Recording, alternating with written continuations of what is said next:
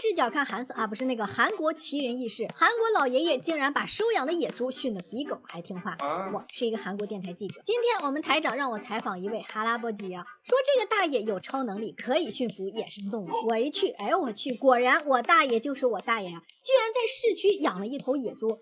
大爷给他起名壮壮。大爷说，自从家里养了壮壮后，就再也不用定表了，因为每天早上5点，壮壮就会叫大爷起床。如果大爷不起来，壮壮绝不会善罢甘休，会一直叫到大爷起来为止。之所以壮壮要叫大爷起床，是因为他饿了，大爷就得给他起来单独做饭。为什么要单独做呢？因为韩国饭连野猪都不爱吃。说实话，养猪的我见过，但是养野猪的还真是第一次。我问大爷，都说野猪凶悍暴力，为啥还要养野猪呢？大爷说，哎姑，那都是瞎扯淡呀，他养的壮壮老通人性了，于是给我演示起来呀。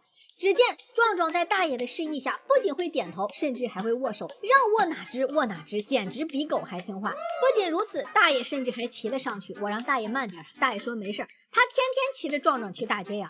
就是我们开头看到的那一幕。大爷说，自从养了壮壮，自己基本告别电动车了，平时不是在骑壮壮，就是在追壮壮的路上。而在大爷家，壮壮更是宝贝一般的存在呀，他想去哪儿就去哪儿，想吃啥就吃啥。大婶对于壮壮在家里横行霸道，有时候虽然也会看不惯的说两句，大爷丝毫不往心里去。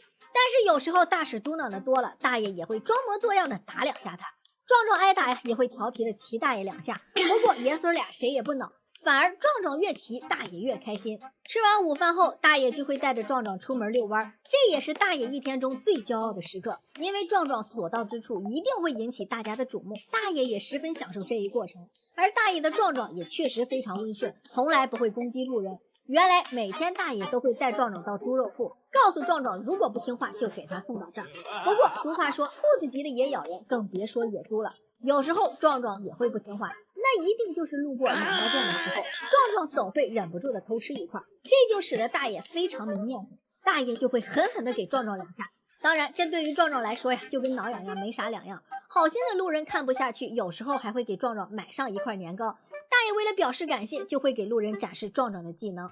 大爷过完瘾后，就会带壮壮到附近的小山坡。可以看得出来，虽然壮壮已经适应了城市，但是似乎还是更喜欢野外的生活，因为在野外可以更自由的撒泼打滚。不过过完瘾后的壮壮会乖乖的跟着大爷回家，因为保一对跟一只保，壮壮还是分得清的。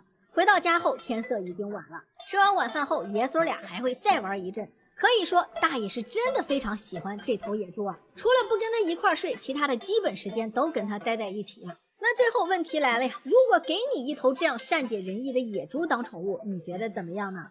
好了，今天的视频又到这里了。喜欢我视频的小伙伴记得点赞收藏，你们的喜欢就是我更新的最大动力。